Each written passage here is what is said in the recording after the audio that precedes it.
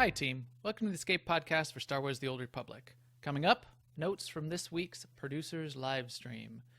But first, a couple bits of SWTOR news and a shout out to our guild Alea Iacta Est on Jedi Covenant. Our broadcast astromech today is EPC 130. Yeah, I did say you wouldn't have to be the broadcast astromech today in the Escape Pod, but I meant not right that minute, but you still gotta get in there now. Well, you see, it was true from a certain point of view. So there. Sorry, that's my jerk Jedi coming out. With me, as always, is Seema. Hi, Seema. How's it going? It's going really well. I've been snuggling up to crafting a little bit this week, and I played a little bit, or most of Chapter 10. I haven't quite finished it. I have a little bit left to go, I think. But I want to tell a story that happened to me today on Ebon Hawk, because I did have a character over there, and I was looking for some mats here on Jedi Covenant, and I couldn't find them. I knew I had them. I thought, well, I wonder if I transferred them off when I sent that character to the Ebon Hawk. So I was over there, and then I realized, well, as long as I'm here, I'll take a look at the GTN and see if there's any like huge, opportunities there or whatever. And while I was there, somebody exploded and infected everybody. And so I'm looking at the GTN, and I'm thinking, yes, I'm gonna have to deal with this before I start to get stunned. And I'm thinking I'll have to go find a med droid, blah blah blah blah blah.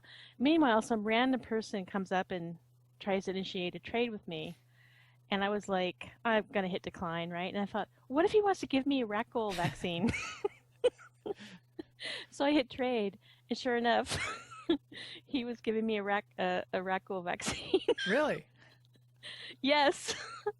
So I took the vaccine, I thanked him, and I vaccinated. And then I watched him, and he was giving them to everybody around the GTN that got exploded on. Huh. And I'm like, that is such a cool thing about the Ebon Hawk, I think. I don't know. I just like those little, it's like a random act of kindness. And so Ebon Hawk, more is of that, that the please. RP?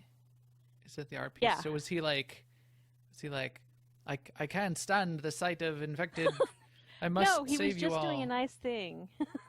He did bow, and I said thank you, and I did like /thank. I didn't go say, InQ, you're cool. I just did, Avast me, /thanks. hearty. I appreciate your vaccine there. You didn't... But anyway, I did appreciate it because it saved me, because I have nothing on the Ebon Hawk. It saved me go looking for a droid and blah, blah, blah, blah, blah. So it was just a nice little thing for him to do. But anyway, so the Ebon Hawk, thumbs up. So first, Chuckle asked in the chat room, did he invite you to his stronghold? No, he did not invite me. He was doing it for oh my gosh. I put on my Jedi Plus, robe my and character hat. name was not Seema either, so it wasn't like a stalking thing. He was just doing this thing. Anyway, yes. So that was a fun thing. Excellent. And I actually did enjoy playing with crafting somewhat this week. No, playing somewhat, but I did enjoy it. And I'm continuing to find little piles of mats, which gives me great pleasure to go trot over to the Legacy cargo hold and dump them in and watch them go into those stacks. And yep. I agree. Yeah. As I said. I'm like, oh, look. And he's got a stack of slicing blue mats, and he's got a stack of and he's got 2 stacks of slicing blue mats. But yeah. It's funny. I'm gathering mats, and I'm running all of the purple missions that you get, but I'm not making anything or selling any of them because I like just watching the numbers stack up. So I don't know what I'm gonna do, because now, as I said, I've got over 300 adaptive circuitry. I have 2,362 biocell memory core here, and now I'm starting to stack up bunches of the grade 9 mats that I've just been running missions on just to see what they get. I did buy a couple hundred of the Rusan crystals when I was on Ebon Hawk. And then I bought a few emotes, and then I transferred her back so that I could get her mats. But yeah, they were a little bit less. I mean, not a huge, opportunity. Plus, who knows what they'll sell for, tomorrow versus today. But yeah. Well, that's good. Little market arbitrage. Mm-hmm. Mm-hmm. I did play But through. I'll probably use the mats. Yeah. I did play through Chapter 10 completely. And from what it sounded like what you told me where you're at, you played through like 99.9549% of it. I also, and we'll talk about that in maybe at the very end, we'll talk a little bit about Chapter 10, mostly spoiler free, but we'll warn everybody at the very, very end after everything else, maybe in the last 5 minutes. I also got HK. I did not yet get Blizz. I meant to do it tonight, but Albus pulled me into PvP, and we went and we stomped a group in Hutball. That was quite fun. 6-0. I did 2 pulls into the end zone. It was awesome. And I did do a bunch of stuff with crafting too. I ran slicing probably about 50 times just to start tracking exactly what materials you get back and in what quantities. I just wanted to validate and verify. And everything still comes back in a range, and it's about what you would expect. I have not run the wealthy slicing mission yet. I have run wealthy in Underworld Trading though already. So now I have, and I crit on it once, which you get 6 of the artifact materials, 6 metals and 6 cloth. So I'll write some of that up when I get most of it tracked for people that are interested. One thing I noticed when I was skilling up in slicing is that if you run the orange missions, you get like 4 skill points. Yeah, you do get more skill points. You're right. I didn't know exactly how many. I was still. Well, I got a mix of 2, 3, and 4, so I'm just kind of assuming it was like maybe 4 for the orange. I don't know. Yeah. Because I just got the regular 1 if I ran a green mission. Right. Which I still did quite a bit. My earlier plan of running grade 8 missions, because they're cheaper, they aren't cheaper. Per point, I mean, you mean? for skill-wise anyway. Per skill point, right. Yeah, per point, yeah. But they are cheaper in terms of credits per material. Yes. Because they're they are cheaper credit-wise to run, they're faster to run, and all of the grade 8 materials can still be converted to grade 9. So if you're running disassembly required, yeah, in slicing, getting adaptive circuitry, that can be converted into something slicing Holy slice scraper sinking moggies. Something slice scraper scraping sinister. Cinetine info scraper. That is it. But that's what I did. Now an Imperial News Network report. So there are a number of bug fixes in progress. One is that the 212, 216, and 220 crafted relics, when you make them, they're currently bind on pickup. That's a bug. They're going to be changing that to bind on equip. It's also possible to get in a state where you cannot complete Chapter 10. I don't know how to do that. Hopefully I didn't get myself in that state, but that's on board to get fixed. Also, it's not possible to complete the Alliance alert to find a findsman if you start Chapter 10. So when you finish Chapter 9 and you want to find a findsman, do it before you start Chapter 10. It's possible to lose items if you use the sort by quality function of the cargo hold. Oh my gosh, with my cargo hold, I wouldn't even know if I did that, but yes, that seems like a bad one. That's terrifying. Yeah, it is. What if you finally get that stack up to 9999? Yeah, and then lost it. So, just coming from a software development background, data loss is like Sev 1. That's like the worst possible kind of bug. I'm surprised they haven't stopped everything that they were doing and fixed that one and hot patched it. Because if people they might lose feel stuff, that it isn't actually data loss, but that it's a display issue. If it's okay, so if it's, but they, yeah. But it doesn't say hide. It will hide things. It says it's possible to lose items. It's not. They don't say it's possible to have items hidden from you or removed from view. But maybe. So maybe they're not too. I noticed too that the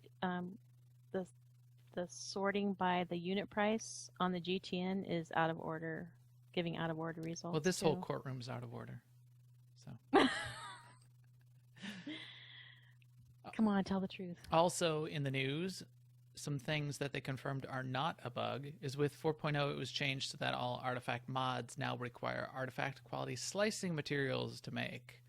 The prototype quality mods do not require any slicing materials whatsoever, but artifact quality mods do. And blah, blah, blah. There was some reason that they said for doing that. I don't know why that they would put the slicing materials in there, though. It's not like there was any... It's not like those weren't the most valuable of the artifact quality mission materials already. So they didn't need to find more uses for adaptive circuitry and the Centene info scrapers. So they should have just... I get the impression they think this is giving value to the ones that are even lower than that. But why not do that for all the mission run crew skills? Or just use... Yeah, I don't know, maybe. But that seemed... They never say we want to preserve the value of research, the research investigation, items. Investigation, which is so worthless. But I still run it on a constant basis to stack up to 9999. So they confirmed that was not a bug, and you'll just need to run a bunch of slicing if you want to make low level mods, I guess. Just at the artifact level, that is. And what else?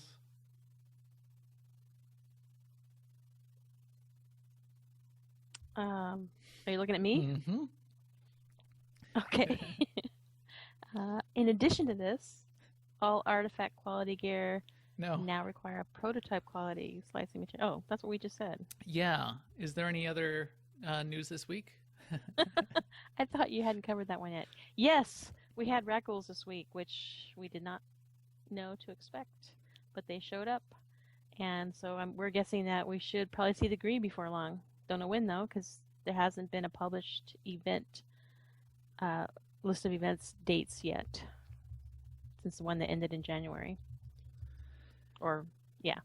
Yeah, I'd like to see an update to their calendar. I'd like to see the dates of when those events are coming, especially since people are requiring those events. Might want to plan around it a little bit. It'd be nice, guys, to get that updated on your I don't know, maybe you could have some sort of source of information published somewhere that is available around the world via hypertext markup. I don't know. I'm going to invent some sort of system. In guild and community news, we will do a mandatory fun night this week. On the Republic side, Apples, one of our officers who helps run those mandatory fun nights, wanted to make sure that I told everybody it was Republic Week. We like to do Republic side every once in a while. We do more on the Imperial side, but we do in Republic from time to time as well. We also wanted to say that our Wednesday night Imperial Ops team could still probably use another player, preferably a healer, and then the Monday night Republic Ops team needs a healer as well. I think they're still putting together that weekend Ops team too. Have you seen that? I don't think that has run yet. Has it, Seema? I do not know. So I want to keep an eye out for that too. I'd like to jump in on that from time to time. I do jump in on Monday nights pretty often when I can. But the weekends, I haven't been able to check in on that one. This weekend, I spent my weekend in World of Warcraft because we do have a very large, one of the largest guilds in the world of Warcraft, as Alea Yacht Est in WoW. And that guild celebrated its 9th anniversary? Something like that. It's incredible, yeah. And that was really the founding of AIE overall. They had a whole weekend of events. They ran probably 6 or so events. They had a running of the gnomes. They had a scavenger hunt. They had a one of those where you invade all of the Alliance capitals and kill their leaders for the War Bear Mount.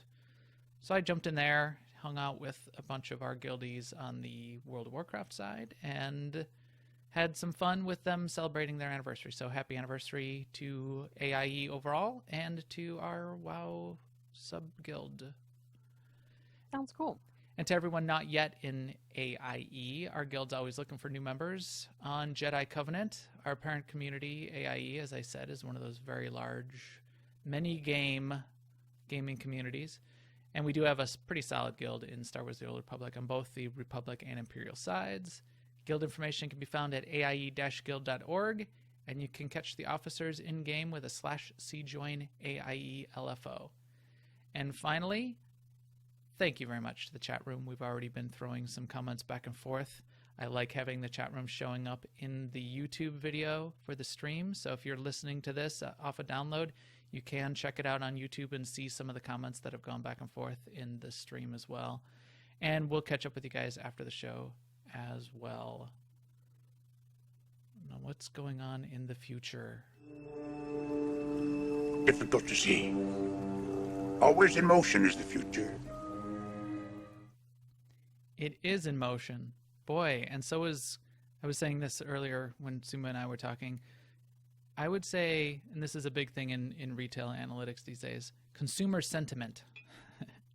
Consumer sentiment was very volatile this week. And what that means is Up and down. the patch came out and it was not good. The servers were down for a long time. They didn't come back up, and then they came up and things were broken. They had to patch the next day and do a hot fix, and people were a little grumbly, a little unhappy. And then they did the producer live stream.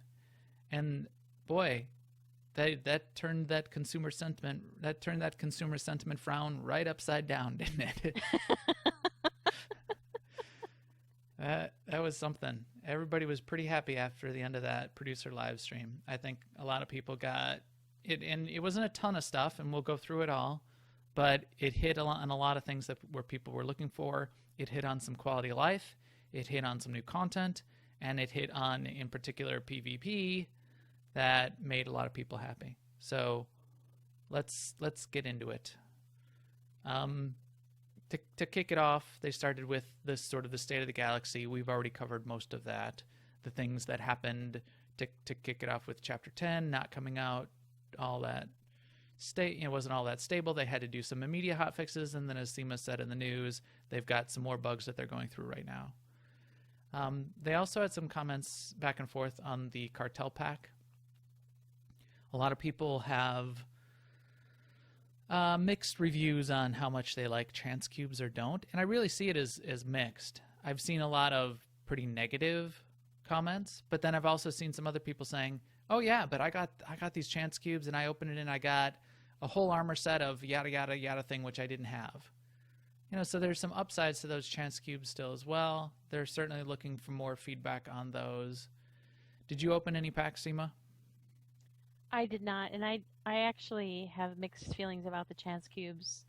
I know some people have said that the possibility of there being old stuff in there is you either like that or you don't like that, right? Because some people are saying if you buy a current pack, that's because you're looking for current items.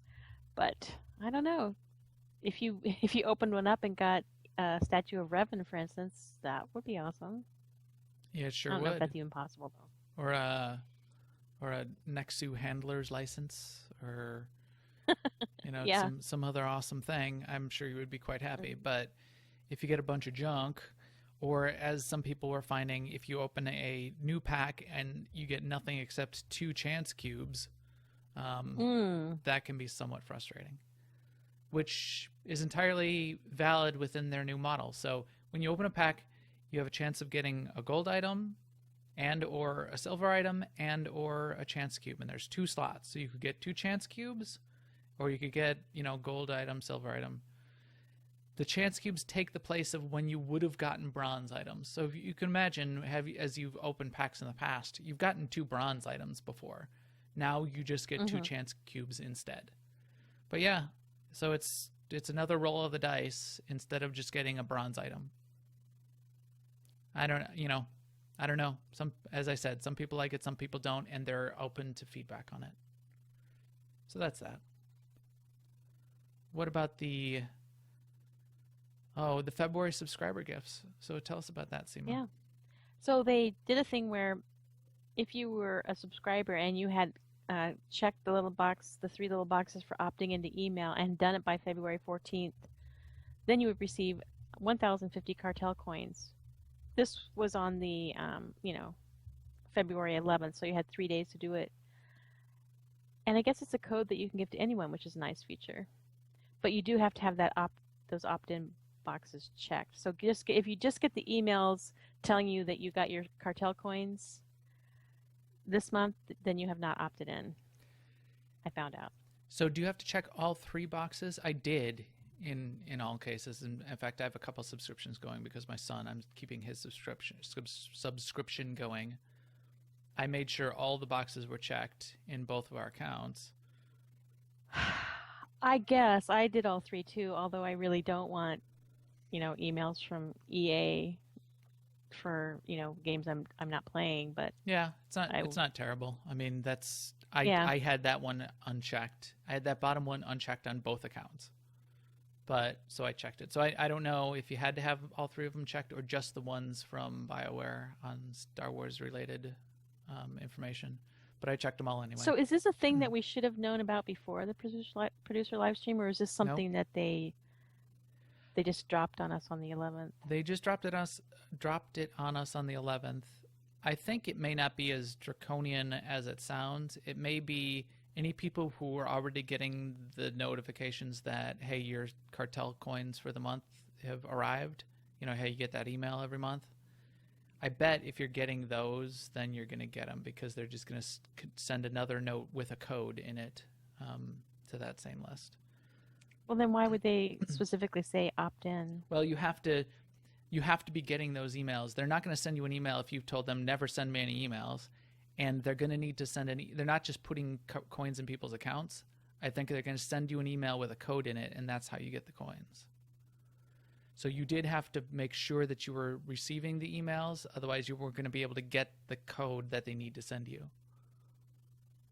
I thought that they specifically wanted you to do opt-in so that you could get their sales stuff from the other games, and I guess that's possible. Maybe that's a fun side effect. I took it as it was a mechanical thing for them to even be able to send you the code that they wanted to send. Because if you have an account, I see. Okay, well. I didn't see any box to check that said never send me an email though. Well, if they're opt-in boxes, then unchecking them opts you out.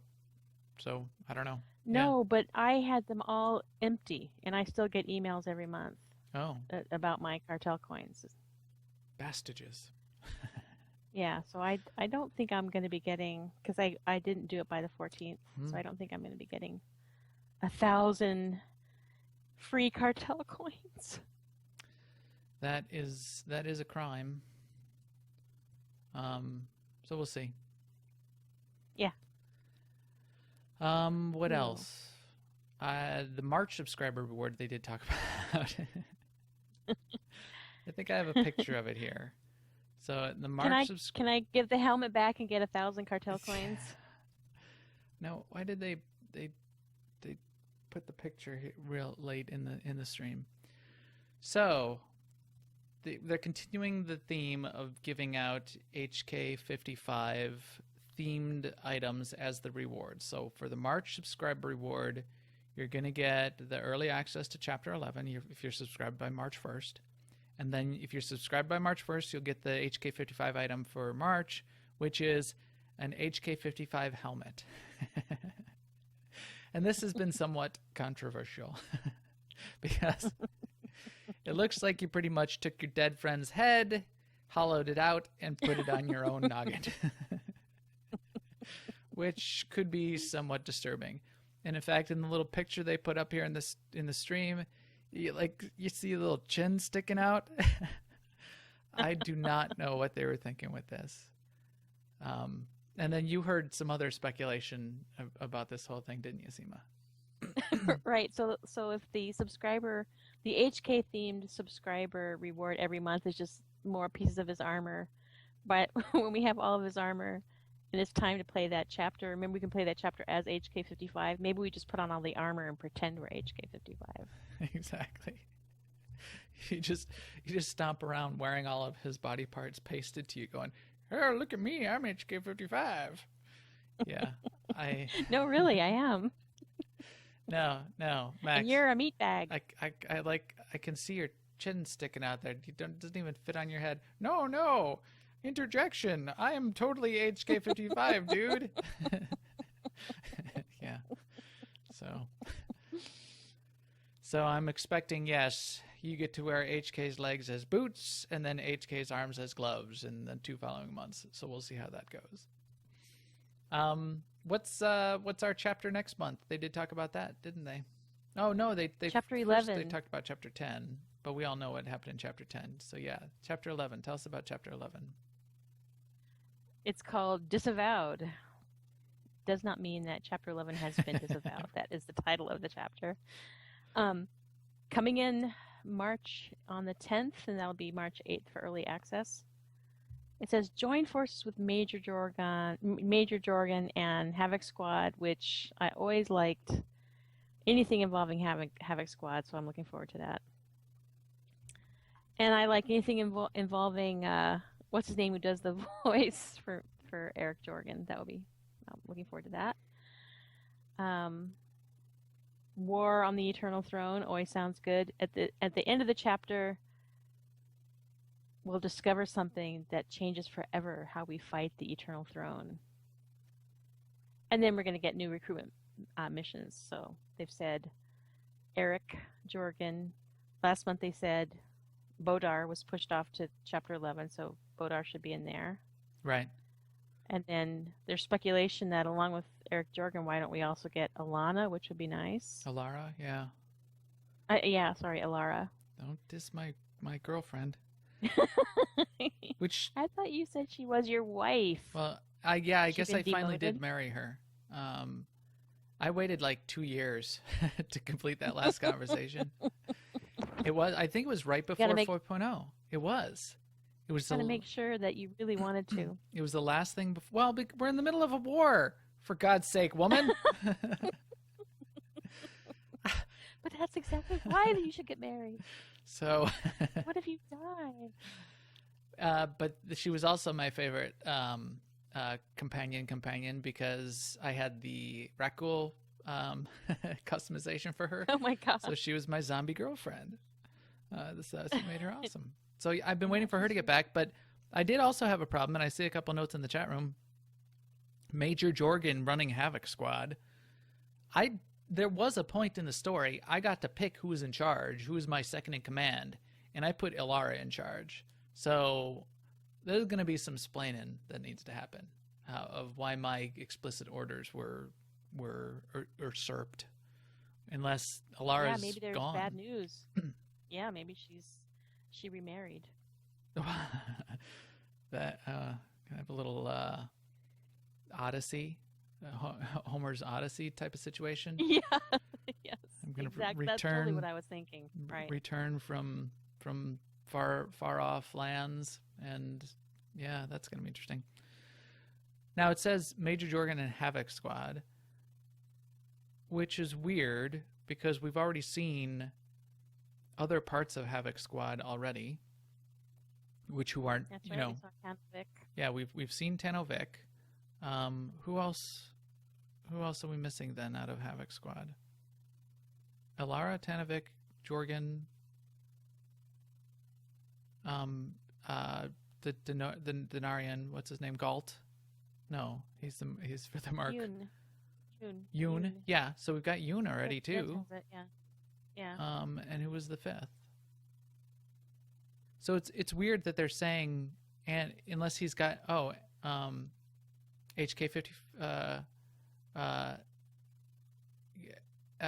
4X. I'm getting all my M1 4X. Maybe we'll have like zombie Captain Tavis too. Maybe maybe they're res from the dead. So yeah, so 4X is already back. Yoon is already back. They're all off doing their own things. Vic is already back, and that's been a part of the story that's coming on. So maybe he's got a new Havoc Squad, and we get to meet the new Havoc Squad. So that's going to be weird. So we'll see how that goes. Yes, it is going to be weird. And then they said, and why? Yeah, the whole thing about how he took over and everything, because you've been in cryo for 5 years, so yeah. Well, and I if Alara's out of the picture, if something else happened to Alara, if she went off, to walk the earth To Vegas. to Vegas. I was thinking she went like on a pilgrimage to seek me out, but yeah, maybe she just went to the casinos. So I like Gotcha. Jorgen, so I'm fine with him taking over Havoc Squad, but we'll have to see. Then they also had a note that said there'll be new Alliance recruitment missions with more specifics revealed next month.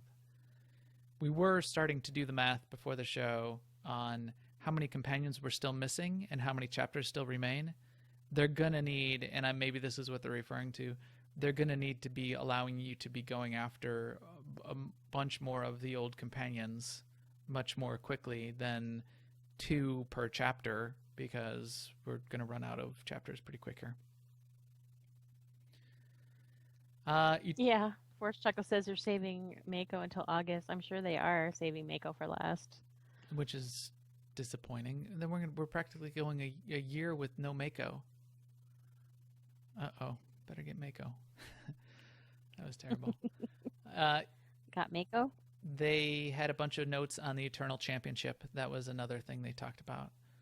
We got most of the details on what the Eternal Championship was all about. They did reveal the mount that you'll be able to get, which is the big Mecha Rancor, the cybernetic Rancor that you'll be able to get as a rare drop off the final boss in the Eternal Championship. So that means you need to fight through 10 of the bosses in order to get a chance at that drop.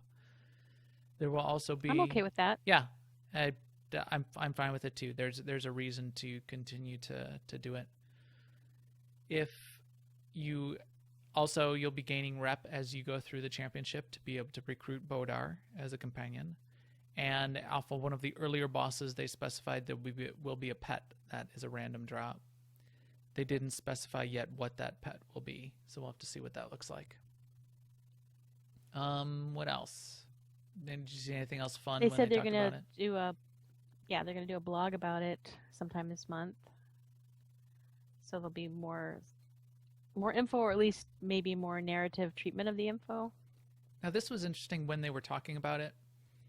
They said, so Eric Musco was saying that he had played through it and he had tested it. Some parts were harder than he expected in fighting some of these bosses. He had to learn the fight and he had to fight them, blah, blah, blah. He did though specify that they had tested these fights to ensure that they could be completed with whatever spec that you wanted to play and whatever companion you wanted to bring to the fight. So I don't understand how they can be challenging fights and that second statement also be true. Because if I go in with a healing spec and bring a healing companion, how can that still be as challenging of a fight as if I go in with a tank spec and I bring a healing companion, or a DPS spec and a DPS companion? It seems like the balance would be really weird for all 3 of those to be valid combinations and work just as, be just as challenging across all 3 of them. Or Well, the thing that I don't get 9 of is, them. maybe they meant that your spec could be whatever, but then and make then sure you your bring a companion would complementary be companion. a complementary spec. Yeah. Maybe. Yeah, we'll see. I do know that when I mean, I can see where they could design an encounter where if you came with 2 DPS specs, then the only way you could win is if you killed it fast enough before it killed you. Whereas if you came as 2 healing specs, you wouldn't do a lot of damage, but you could survive longer. possibly. But I don't know, tank and heal. Yeah. So the chat room suggests, well, maybe the fights are more about the mechanics than a lot of the fighting. Yeah. So, okay, that's possible, and I guess we'll see. We'll see what it's like. And then they also talked through the dailies and the weeklies and doing it solo mode and doing it non-solo mode. I forgot what they called the non-solo mode, but it was basically the team up with a friend mode. I should have let you talk about the Eternal Championship so I could talk about it. PvP. You can still talk about PvP. You do the I'll just interrupt walkthrough, you. and then I'll do the color commentary. All right. So there's going to be a new Odessa Warzone coming with Chapter 12, which is April. They are even putting it on the PTS, and that's planning to start in 2 to 3 weeks, so just around the corner.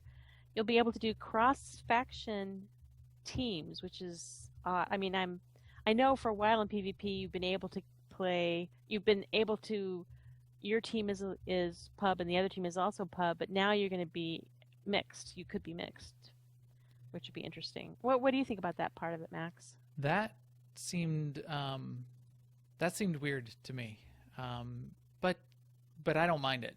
I think it's fine. Everybody's got characters on both sides. 90% of people have characters on both sides, and maybe PvP on both sides. I knew when I was PvPing hard.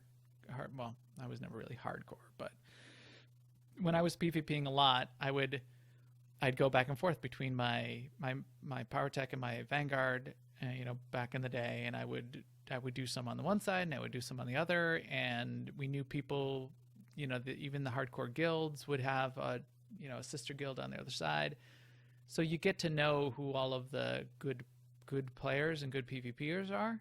It would be fun to be able to be teamed up on a cross faction team once in a while. So I like that idea.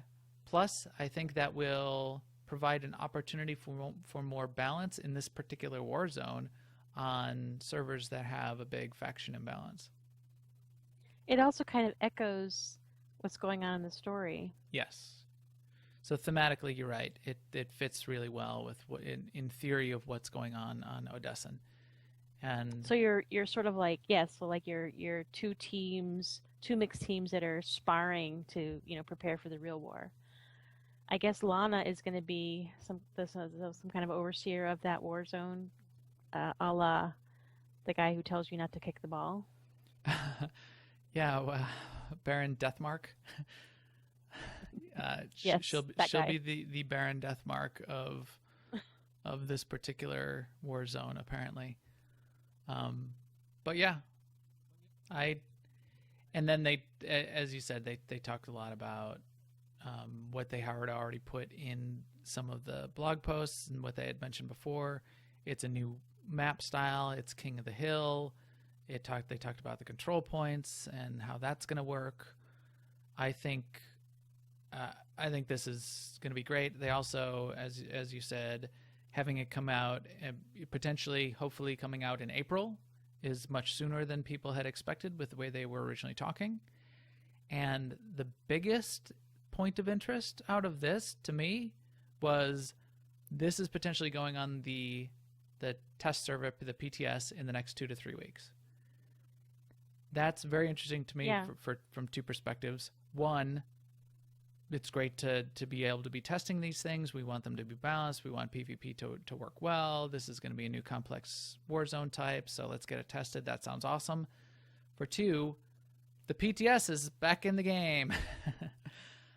They should be using the PTS, game, shouldn't they? This game that sounds kind of complex with the, spawning and despawning control points and buffs that affect your control points. I'm glad they're putting it on the PTS.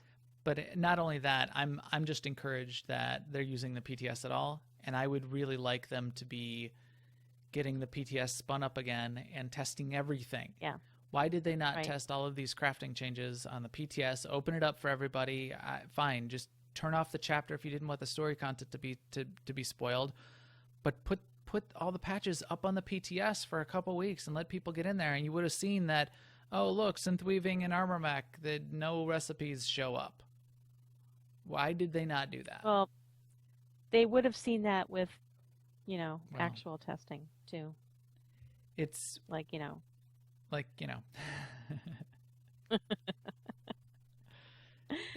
But yes, PTS. Fresh ragu, mate. I mean, I hope not. I hope you don't. Yeah. In theory, they would have. Now, something big like that. Nothing beats but I pushing agree with you. things into production. So we'll see how it works. And then coupled with that, they also said, and fine, we think we can get it in at the same time.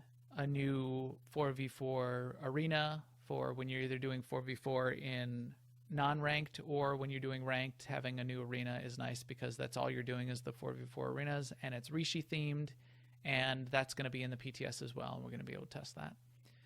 Keep an eye out.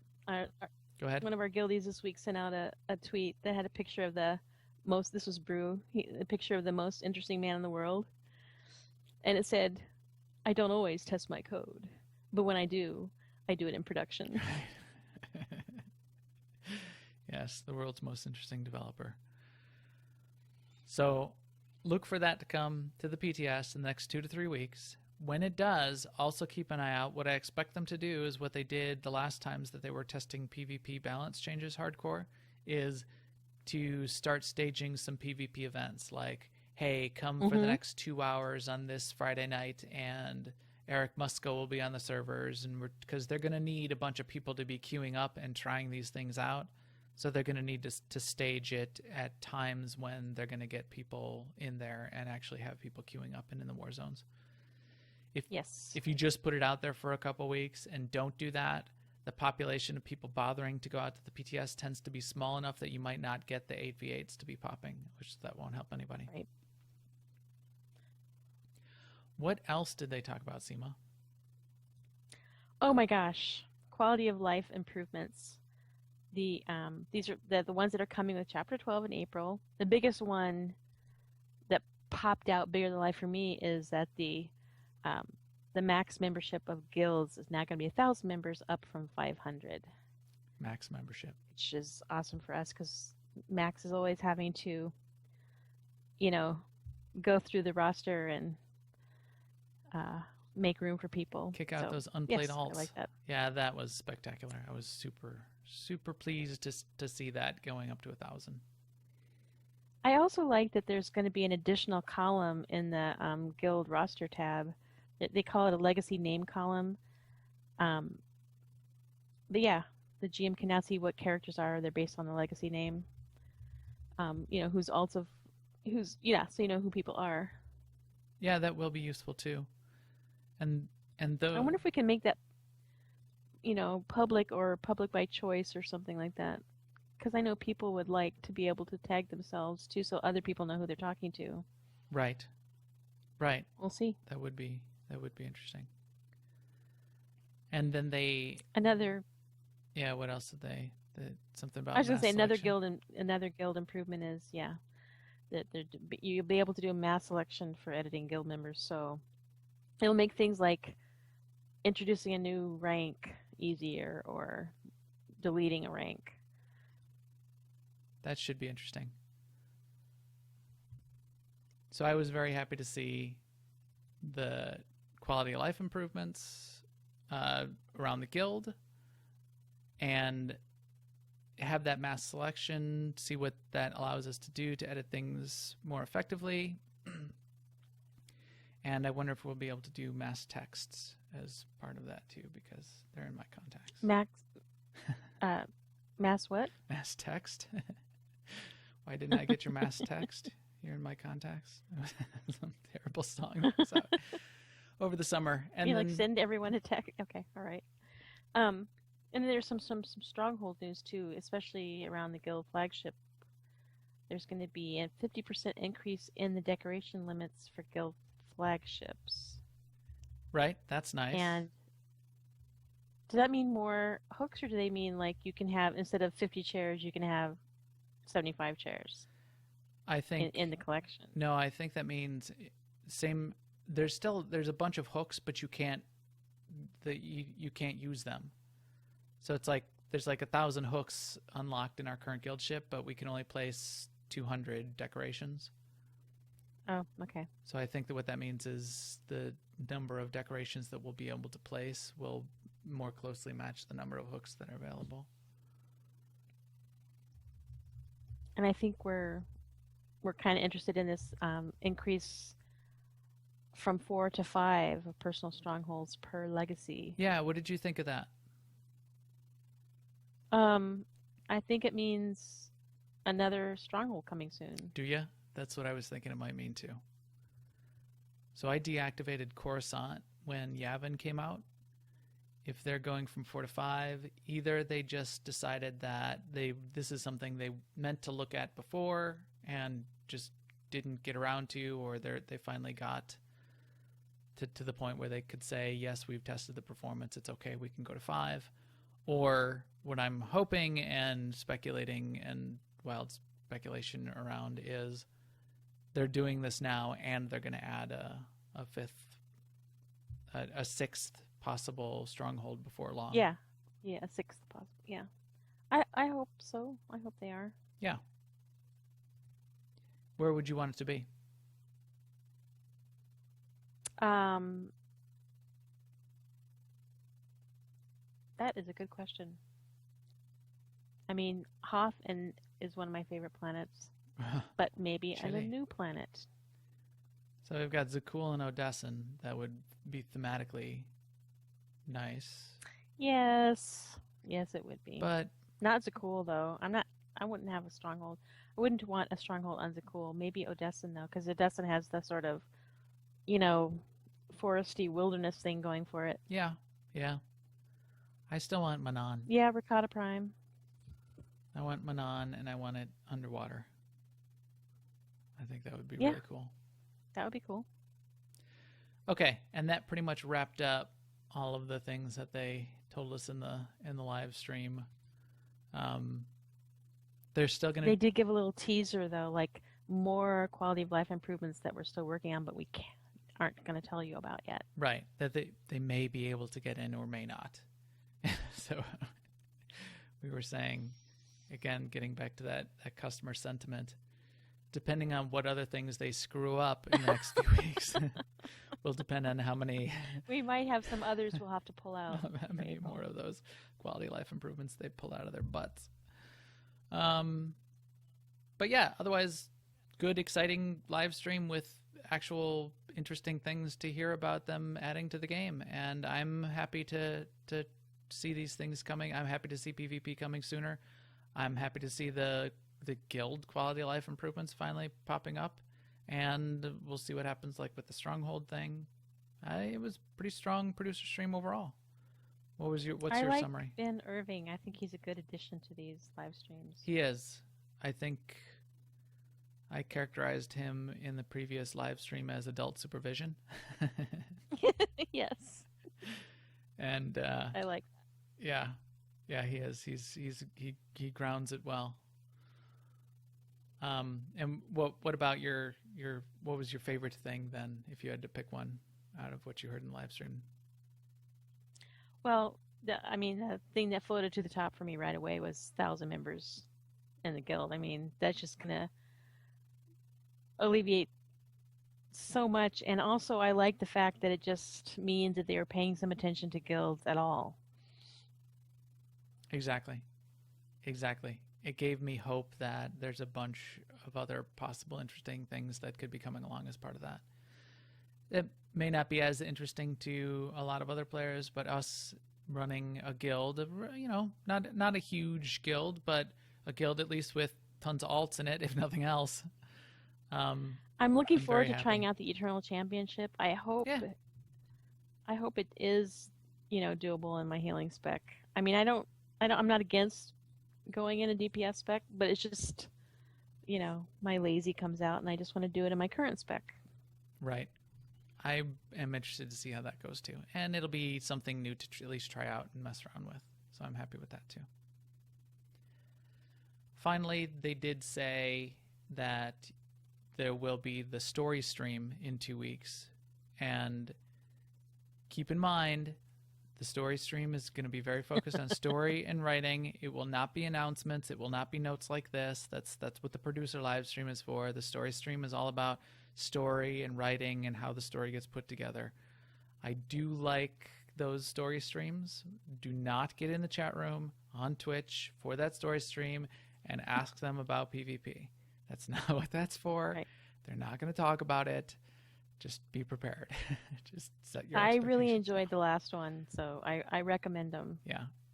If you do like them, if you do really enjoy that content, I recommend you watch it live on Twitch and shut off the chat room. So there you Right. go. Right. Just leave the chat room. With that, I think we are ready to wrap up and head out. Our EPC 130 droid, now that I've lied to him, is ready to get in that escape pod.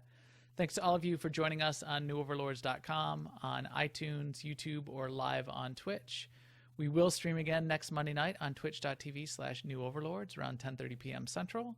Please follow us on Twitter at MaxTheGray and at AIESEMA. And find us on Jedi Covenant, please, and ask for an AIE Guild invite. That's one of the main reasons we do this thing. And we will talk to you soon. Later, everyone.